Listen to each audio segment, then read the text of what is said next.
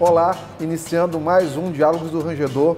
Hoje, nosso convidado, secretário de Educação, ex-presidente do PROCON no Estado, professor universitário, procurador da República, ele é 1001 utilidades. Também na Prefeitura foi secretário de Urbanismo, secretário de Governo do Flávio Dino. Que mais se secretário de Cultura, secretário da SEGEP. Ele é, se tem alguém que sabe ser secretário, é o Felipe Camarão. Seja muito bem-vindo, meu irmão. Obrigado, Iglesias, obrigado. Eu quero te pedir, inclusive, desculpas logo de antemão, porque essa nossa conversa já estava marcada há muito tempo e finalmente hoje deu certo. Em decorrência da tua correria das agendas. Muita correria, graças a Deus, em todo o Maranhão, inaugurando escola. Hoje mesmo teve uma em Caxias. Nesse momento que nós estamos aqui gravando o programa, mas, assim, eu não tenho dor da ubiquidade, né? Eu não consigo estar em dois lugares ao mesmo tempo. Por isso, algumas vezes a agenda fica um pouco prejudicada, mas nada que a gente não possa resolver também. Vamos falar de trás para frente agora. O que tem sido na tua vida, o que tem representado na tua vida esses anos aí na Secretaria de Educação? O que tem sido para ti essa experiência? Se eu pudesse resumir em uma palavra, eu resumiria em aprendizado. Aprendizado. Eu aprendi mais nesses 4 anos e 9 meses que estou como secretário do governador Flávio Dino do que nos outros 33 da minha vida. Mas na educação quanto tempo? 4 anos também? Na educação eu já vou para 3 anos e 6 meses, 3 anos e meio à frente da Secretaria de Estado da Educação. Mas a experiência que eu trouxe da SEGEP, da Secretaria de Cultura e da Secretaria de Governo me ajudaram sobremaneira. Na SEDUC é uma coisa interessante, Iglesias, é porque eu já sou... Só com 3 anos e meio, o secretário que há mais tempo estou à frente do cargo, nos últimos 40 anos.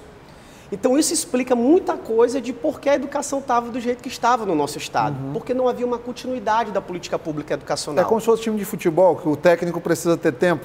Precisa ter tempo, claro. Nenhuma política pública, tu conheces bem, nenhuma política pública se faz da noite para o dia no estalar de dedos. A gente precisa de tempo, de planejamento, de execução, monitoramento, avaliação.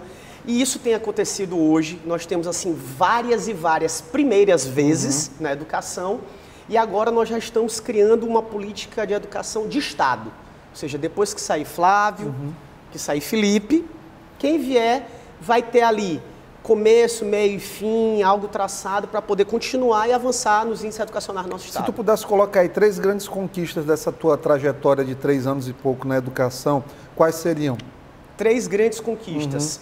Primeiro, o programa Escola Digna, né? O maior programa de infraestrutura da história do Maranhão, um dos maiores do Brasil.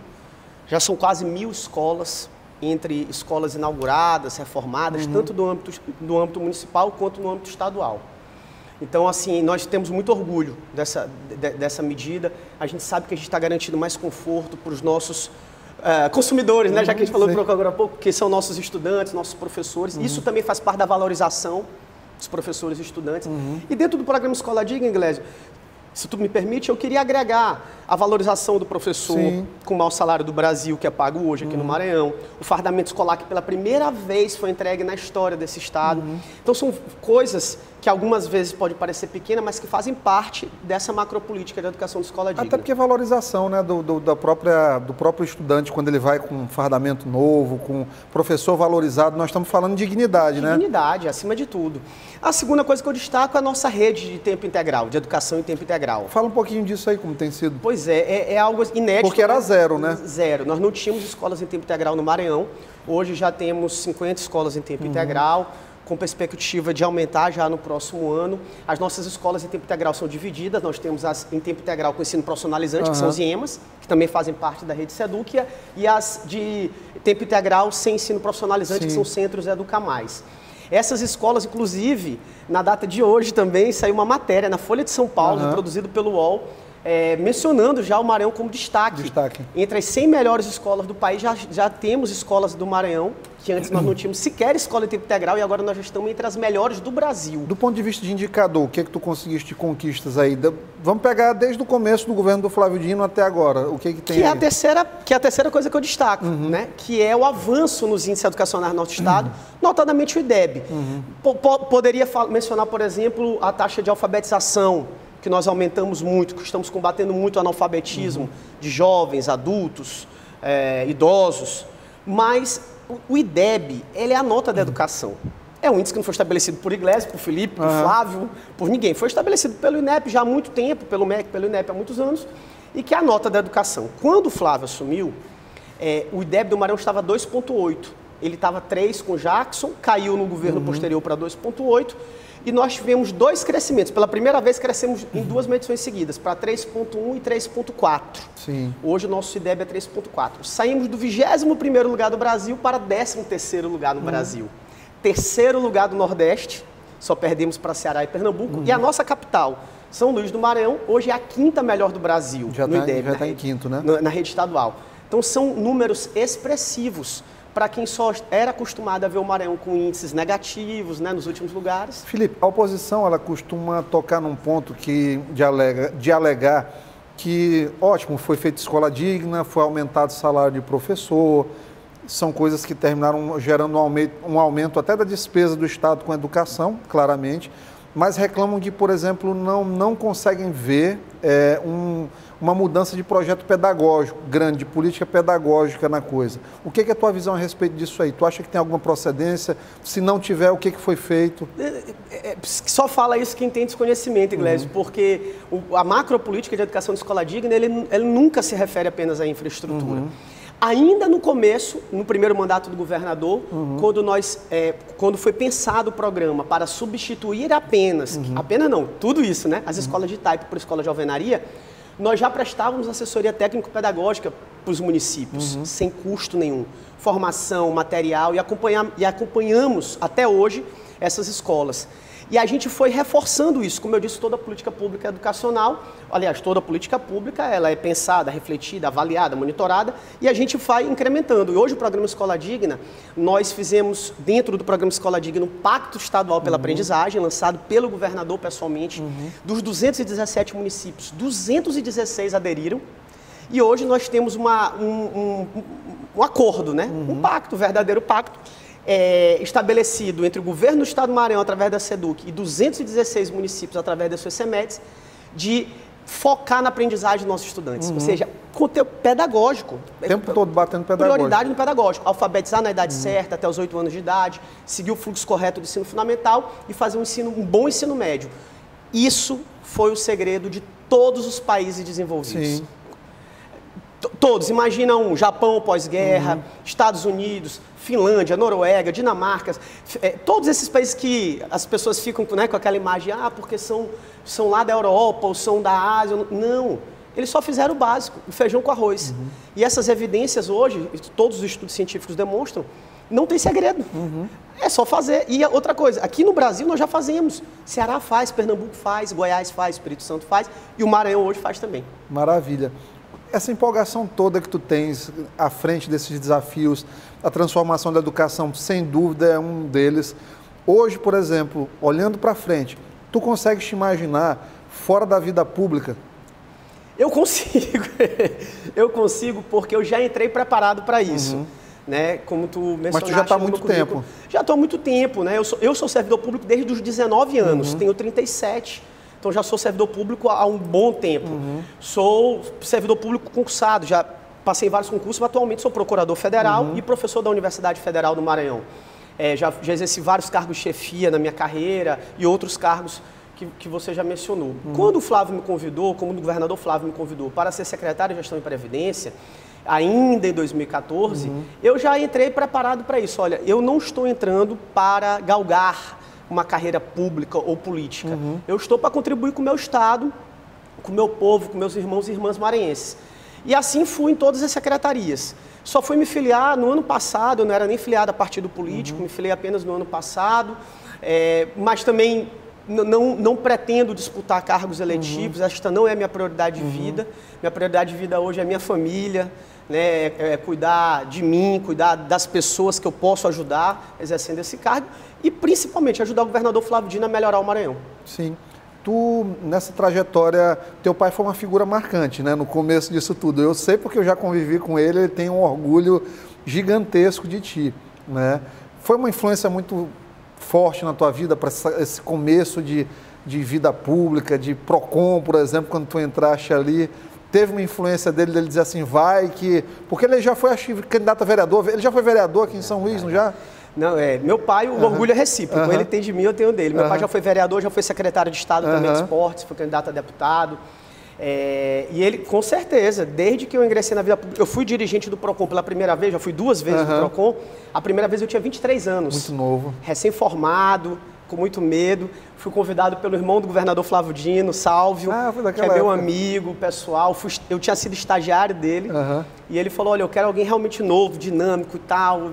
E é assim que a gente vai seguir. E naquela oportunidade, Glésio, para que tu tenhas uma ideia, com 23 anos, eu estou falando de 2005, 2006, que foi a minha primeira passagem, o PROCON, pela primeira vez na história, ajuizou uma ação civil pública e aplicamos a primeira multa. E já na minha segunda passagem pelo PROCON, eu interditei pela primeira vez estabelecimentos comerciais. Na primeira ainda? Não, a interdição de estabelecimento já foi na segunda passagem. Foi em que ano? Foi em 2011. Ah, sim. Ainda era tempo que a rede social não era tão forte ainda, né? Não era. Mas esses 3 feitos inéditos aqui no Maranhão eu tenho um grande orgulho, né? São 3 feitos inéditos para o PROCON, que já existe no Maranhão desde 1989, né? Foi crescendo, foi criado pelo ex-governador Cafeteira e foi se aprimorando, e hoje é um órgão de grande destaque. Eu tenho muito orgulho de ter contribuído para isso em algum momento. Tu achas assim que, por exemplo, se tivesse uma outra... Hoje, se o Felipe fosse a primeira experiência dele no PROCON, com essa coisa de rede social, esse dinamismo teu, tu acha que ia alcançar uma projeção grande assim? Porque o PROCON é um órgão bom. A gente tem exemplo do Celso Russomano, aqui mesmo o Duarte teve uma votação boa, que ele deu uma crescida no nome em São Luís por conta dessa atuação. Tu acha que é um órgão fácil de você fazer ações com um impacto midiático grande? Mas não tenha dúvida, não tenha dúvida. Mais do que uma secretaria, né? Termina sendo. Muito mais. O PROCON só ajuda as pessoas, né? Claro, assim, no sentido de resolver os problemas, buscar solucionar os problemas, prestar um bom atendimento, fiscalizar as relações de consumo, e todos nós somos consumidores. Então atinge todo mundo. Termina atingindo todo mundo. Claro que a educação também serve para ajudar as pessoas, como serve a saúde, como serve a segurança pública. Porém, na educação nós temos problemas estruturantes e estruturais que vêm de décadas, que nós não conseguimos resolver em curtíssimo prazo. Então, ao passo que nós pagamos hoje o maior salário do Brasil, por exemplo, obviamente alguns professores, ainda com justiça, solicitam reajuste salarial, como qualquer servidor público, né, exige. Ao tempo que nós já reformamos ou construímos 1000 escolas, ainda temos mais 400 para fazer, e assim a gente tem que ir indo gradativamente. E lá no consumidor não, quando você resolve um problema, resolve logo para todo mundo de uma vez só. É difícil agradar professor, tu achas assim? Não acho difícil. Eu sou professor, né, de que tem essa facilidade, eu falo de colega para colega. Não acho difícil, não. O difícil, na verdade, é se relacionar com as pessoas, né? O ser humano é difícil, né? É uma raça difícil. Mas os professores, eu tenho assim, quero até aproveitar o seu programa para agradecer imensamente os professores da rede estadual, nossos gestores, gestoras, nossa equipe da SEDUC, porque sempre me trataram com extremo carinho, respeito, consideração, deferência, como eu também os trato. Eu amo de paixão todos os professores e professoras da rede estadual, e tem sempre aqueles que são contra algo que o governador faz, que o governo faz, que eu faço, mas isso faz parte da democracia e isso não tira o amor que eu sinto. Tu foste secretário do Edivaldo também por um curto... Qual foi a secretaria que tu foste naquela época lá? Eu fui do membro da equipe de transição. Transição ainda, né? Lá na campanha em 2012, depois da campanha, depois que o Edivaldo venceu. E aí eu fui secretário de Urbanismo e Habitação, a SEMUR. Foi de Urbanismo e Habitação, não foi? E aí, desde então, Glésio, tem até uma brincadeira que se faz, né? Porque quando eu saí, aí meu adjunto virou secretário, o Antônio Araújo. Aí depois o Antônio Araújo foi secretário da SEMOSP e o Diogo assumiu a SEMUR. Anderson na mesma coisa do Estado. Aí depois da SEGEP eu saí, aí a Lília assumiu a SEGEP. Na cultura, o Diego Galdino era meu adjunto, ele assumiu, né? E agora o Anderson também. A que tu atribui essa facilidade? Porque não é uma coisa fácil aqui no Maranhão o gestor, o político, preparar sucessores. Qual que é a diferença do Felipe Camarão para as outras pessoas? Que ele consegue formar com uma facilidade tão grande o sucessor? Olha, a primeira coisa, Glésio, que eu tenho muito, e isso uma vez eu li e vi, de Juscelino Kubitschek, foi acreditar na minha intuição. O Juscelino era um governante muito intuitivo, né? E eu tenho uma intuição muito aguçada, então eu consigo perceber muitas coisas e as potenciais, pessoas. Garimpar potenciais, né? Perfeitamente. Então, a primeira coisa é isso. Assim, eu tenho muita sorte de ter isso e de escolher bem as pessoas que estão próximas de mim. Com regra, são amigos, porque a gente não vai trabalhar com inimigos, né? A gente trabalha com amigos, com pessoas próximas, com quem a gente tem confiança. E dentro desta confiança, desta relação, eu ensino tudo que eu sei, que eu posso ajudar. Eu não escondo, não, eu vou te falar o pulo do gato, né? Eu não faço isso, não faço isso com ninguém. Acho até pelo fato de ser professor também, né? E aí acaba que as pessoas olham o que eu faço, o jeito que eu faço, as possíveis soluções e vão pegando, aí depois entra no piloto automático. Tu diria que tem hoje uma geração dentro do governo de Flávio Dino de pessoas que foram trabalhadas graças a esse modelo do Felipe Camarão? Com certeza, Flávio já descobriu vários talentos para a administração pública. Eu fico até com medo de citar alguns aqui e esquecer, mas o Carlos Lula na saúde, o Rodrigo Lago, o Rodrigo Maia, o Marcelos na Secretaria de Fazenda, que é um brilhantíssimo secretário. Eu gosto muito dele. Rubem Júnior, que está agora na CECID também. Enfim, nós temos vários colegas, assim, jovens, né, inclusive na idade, e até os que são mais experientes na política, com uma mentalidade completamente jovem diferente.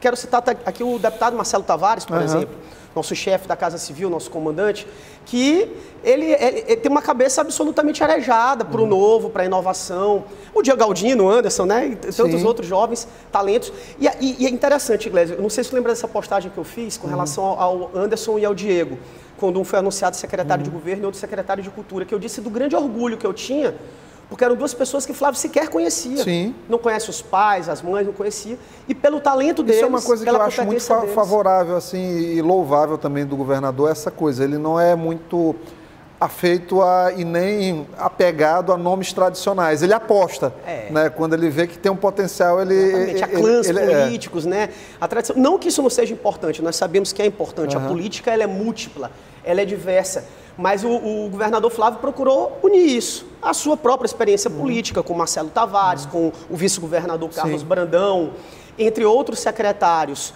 que estão ali diretamente relacionados ao núcleo que nós chamamos de mais experientes do governo, que já exerceram vários cargos, o pastor Porto, por exemplo, né, o Simplício Araújo, entre tantos outros, e nós, mais jovens, com entusiasmo, e aí nós vamos acertando e errando, né, juntos, crescendo, melhorando, e por isso que Flávio é apontado o melhor governador do Brasil. Sim. Essa coisa tua de agregar tanto, de dividir, de chamar as pessoas para estarem contigo, de atender bem, dessa coisa simpática, sempre tornou teu nome muito leve para a classe política. E tu, indubitavelmente, a gente não vai negar aqui que já houve um momento que teu nome foi muito ventilado para essa coisa da sucessão do Edivaldo, até pela amizade que tu tens com o próprio Edivaldo, não seria um nome que ele teria resistência. Como foi para ti aquele momento que tu estavas claramente motivado com essa coisa da prefeitura, em precisar deixar de lado, pelo menos momentaneamente, essa coisa de ser prefeito em São Luís? Não, foi, como eu te disse, foi muito natural. De fato, surgiu essa especulação, foi um momento em que a Secretaria de Educação ganhou mais evidência e, graças a Deus, a gente tem apresentado bons resultados. Nossa equipe, eu quero dividir os méritos com a nossa equipe, com o governador Flávio Dino, que direciona todas as nossas ações. Então ficou natural, né? A marca de um gestor novo, fora da política. E atua muito bem consolidada. Isso aí é... Para ajudar, né, a nossa capital. Só que, por outro lado, Glésio, além da minha questão pessoal e familiar, de que eu não tenho interesse de entrar na disputa, pelo menos não. Tu acha que sacrifica muito, Felipe, a família? Sacrifica. Eu, como secretário, já sacrifico muito minha vida pessoal, minha família, entendeu? Então, assim, Já pensou em largar em algum momento assim, por conta da família? Já pensei, como qualquer outro ser humano, né? Às vezes a gente fica cansado. Né? Porque às vezes a gente recebe um pouquinho de ingratidão, né? A gente se doa tanto, faz tanto, e quando a gente recebe uma ingratidão assim, a gente... Mas depois passa rapidamente. Então teve isso, mas eu reagi de forma muito natural, porque eu estava explicando que além dessa questão pessoal e familiar, há um projeto muito maior para o Maranhão. Claro. Não que eu seja melhor ou insubstituível, não ser melhor do que qualquer outro, mas se eu saio no momento agora, no começo do próximo ano para ser candidato, até o governador Flávio Dino encontrar um nome, este nome consiga adquirir todo o conhecimento, experiência, né, da rede como eu tenho hoje, a gente perde tempo. E o que eu vejo é sempre que tu tem uma liderança muito consolidada hoje dentro da secretaria. Sim, na rede, porque eu conheço hoje toda a rede. Olha, eu vou te falar, assim, afastando a modéstia. poucas pessoas conhecem a rede estadual como eu conheço. Eu sou capaz de te dizer, nos 217 municípios, todas as ações que nós fizemos, seja de infraestrutura, sejam ações pedagógicas, e as que faltam nós fazermos. Conheço as escolas pelo nome, já visitei mais de 800 escolas da nossa rede, conheço os gestores, as gestoras, falo com eles na rede social, falo pelo WhatsApp. Assim, eu não consegui atender todo mundo, né? Mas eu sou muito bom de WhatsApp, tu és testemunha. Eu até peço para a igreja de vez em quando, não, passa por aqui que eu já resolvo para ti. Então, eu tenho essa agilidade que a tecnologia nos ajuda também, né? Ajuda bastante. Falaste ali, a gente puxaste o gancho do Rubem Júnior, me chamou a atenção para a gente poder falar um pouquinho de eleição aqui em São Luís. Querendo ou não, tu é um ator muito ativo do cenário político, porque é o cargo político teu de Secretaria de Educação. Tu és uma pessoa que um apoio teu para qualquer candidato a prefeito, ele agrega bastante pela aceitação que tu tens dentro da rede. Desses candidatos aí, tu achas que o Rubem Júnior, chegando agora para o debate, ele consegue entrar na eleição a tempo para encarar o desafio de ser um pré-candidato em São Luís? Acho que o Rubem Júnior é um nome brilhante. Eu conheço o Rubens desde a época da faculdade. Nós estudamos juntos na Universidade Federal do Maranhão. Vocês são contemporâneos de sala? Não, eu sou um pouco mais velho do que ele. Mas nós somos contemporâneos, chegamos a jogar no mesmo time, porque a gente não tinha o time completo, nem a sala dele, a gente juntou as salas. Então já sei do seu brilhantismo desde esta época. É ao mesmo tempo que é jovem, mais novo que eu, já é um político experimentado, já tem mandatos, hoje está exercendo um cargo no Executivo. E a exemplo do Rubens, eu posso citar aqui na Assembleia Legislativa o Neto Evangelista, né, que é do partido ao qual sou filiado, o DEM, que também é um jovem, brilhante político, gestor, o Duarte Júnior, o Iglesio, né, e tantos outros nomes. O que eu acho é que São Luís precisa de um perfil como esse de vocês. Jovens, não apenas na idade, mas na mentalidade, com vigor, com disposição, porque São Luís precisa de muito trabalho, porque nós estamos crescendo cada vez mais. Já somos uma metrópole, né? Mais de 1 milhão de habitantes, nós já temos problemas severos de mobilidade urbana, na educação, na saúde, como qualquer outra grande capital. Então, eu penso que a gente precisa ter este toque do empreendedorismo e gente que tenha um mínimo de experiência e de conhecimento para poder dirigir a nossa capital. Hoje tu no DEM, essa coisa tua, tu sempre foste um cara muito alinhado ao governador Flávio Dino. O DEM é um partido que não tem, do ponto de vista programático, absolutamente nada a ver com o que o governador Flávio Dino acredita, o que propriamente tu acreditas do ponto de vista objetivo. Como é que é para ti hoje estar no DEM? Tu acha que no longo prazo tu vai permanecer, tem a possibilidade de sair? Como é que tu cogita isso aí? Eu não queria dar aquela resposta... Para ti precisa estar afiliado hoje, por exemplo? Tu não tem pretensão política? Não preciso estar afiliado. Eu não queria dar aquela resposta, o futuro a Deus pertence, né? Porque seria uma resposta muito vaga, muito evasiva, muito vaga. Posso afirmar aqui, publicamente, não é segredo, para ninguém que houve uma composição política para a minha filiação ao DEM. Isso aí não é segredo para ninguém, obviamente. E faz parte do processo. Faz parte do processo. Agora, eu, de fato... o DEM, com a sua refundação, agora, inclusive foi no dia da minha filiação, o programa dele mudou bastante, então assim, já veio mais para o centro, saiu da direita, já veio mais para o centro. Eu já comecei a vislumbrar várias vertentes positivas nesse caminho, mas de fato eu também me identifico ideologicamente com outras forças partidárias, né? O mais importante é que ideologicamente e politicamente eu sou alinhado com o governador Flávio Dino, né? É a minha liderança, é a minha referência. Eu não faço absolutamente nada na SEDUC sem o conhecimento e o aval do governador Flávio Dino. Acho que por isso que nós temos uma relação tão boa, tão próxima, porque a confiança é mútua, né? Então, assim, todo o nosso futuro ali está sendo definido pela grande liderança que é o governador Flávio Dino. Tu acreditas, por exemplo, assim, que o Rubens de fato seja o candidato do governador dentro do partido hoje? Eu acho, pelo que conheço o Flávio, que ele não definirá o candidato dele. Tá? Acho que o Rubens será o candidato do partido. Do partido, né? Pode ser, tem grandes chances de ser. Tem outros também que pleiteiam dentro do PCdoB. Mas acho que ele reúne qualidades importantes para ser o candidato do partido. Mas mesmo sendo o partido do governador, como qualquer grande estadista, eu acho que o Flávio, principalmente no primeiro turno, especialmente e no primeiro turno, né, ele vai atuar como magistrado, porque nós devemos ter pelo menos 3 ou 4 candidatos da base aliada, no mínimo. Tu acha que essa é a melhor estratégia? Não acho. Não acho. Qual que é a melhor estratégia, mas na tua opinião? Sou incipiente na política ainda, né? Não, mas a gente gostaria de ouvir o que tu achas. Eu acho que nós deveríamos lançar, que a base governista deveria lançar no máximo 3 candidatos. 3 candidatos. 2 ou 3, no máximo. Porque nós conseguiríamos agregar parcelas distintas da população. Um candidato mais ligado... 3 perfis, mais ou menos. 3 perfis distintos, mas ao mesmo... Ideológico, né? Perfil ideológico, mas um perfil de gestão parecidos. Essa que é a questão. Tu acha que o Bira ainda é um perfil desses aí que pode ser colocado? É um perfil. Perdeu muito, assim, do ponto de vista de base social, e dentro da política também tem uma certa dificuldade de trânsito, essa coisa de estar em Brasília, muita gente reclama que ele deu uma afastada da discussão. É natural, né, que os deputados federais se afastem um pouco da política municipal, mas o Bira é também um nome importante e eu acho que o Bira deve concorrer. É importante porque o Bira, mesmo com esse afastamento, ainda que com esse afastamento, ele pega essa fatia do eleitorado que não vai se identificar com o candidato da direita. Como o Neto Evangelista, por exemplo, que é mais de centro, exatamente. E ao mesmo tempo, mesmo que nós tenhamos um candidato do PCdoB, por exemplo, também este candidato não vai agregar toda a esquerda, como nós já sabemos. E nós estamos numa polarização política terrível, agudíssima nacionalmente. Isso se reflete no Maranhão, é claro.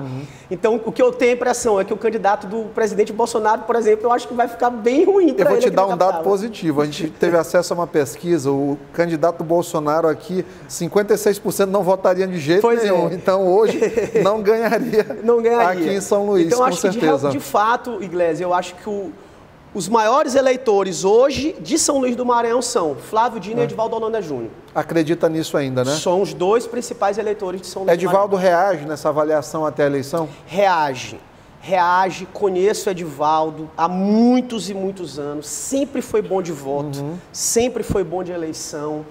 Está com um trabalho agora importante, principalmente na área de vai entrar com a máquina na rua, de mobilidade, vai fazer obras, tem a Rua Grande para ser inaugurada, mercados, enfim, um conjunto de obras que também temos parceria com o governo do estado e com o governo federal, que darão uma nova vida, né, à nossa capital. E é natural. Para que tu tenhas uma ideia, falando em pesquisa, né, quando a Praça Deodoro foi inaugurada, por exemplo, a popularidade dele já aumentou, porque de fato a obra ficou muito bonita, né?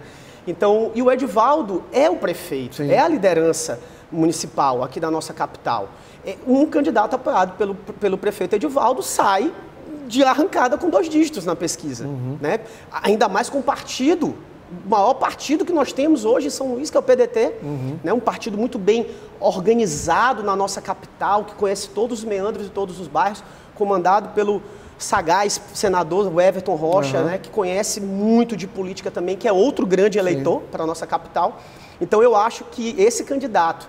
E aí tu me perguntou, Felipe, qual seria a combinação perfeita? Seria se os 2 lançassem um. Entendeu? Se lançasse um candidato, eu acho que a gente levaria melhor. Maravilha. Felipe, eu quero te agradecer pela presença. Fica à vontade aí para usar a câmera para tuas considerações finais. Iglesias, eu que agradeço. Eu nem vi o tempo passar. Passa ligeiro, porque a conversa é boa. Conversa é boa. Papo bom. Nem deu tempo de falar de tudo. Acho que eu vou ter que voltar aqui outra vez. Vai voltar agora. Só falamos sobre educação e política, tem um monte de outra coisa pra gente, um monte de outras coisas pra gente falar, né? Mas eu quero agradecer o espaço, viu? Te parabenizar pelo mandato que tu tem desempenhado. Eu já te falei isso, o Iglesias é um desses gênios que a gente conhece. Eu até hoje sou muito impressionado que ele se formou, foi logo ser doutor, não passou nem pelo mestrado, e eu penando, tive que fazer mestrado e doutorado. Né? E quero te agradecer a oportunidade, um excelente bate-papo e te colocar sempre à disposição como pessoa e também como secretário. E meu amigo, acima de tudo. Com certeza. Pessoal, muito obrigado. Aguardamos vocês até a semana que vem no próximo Diálogos do Rangedor.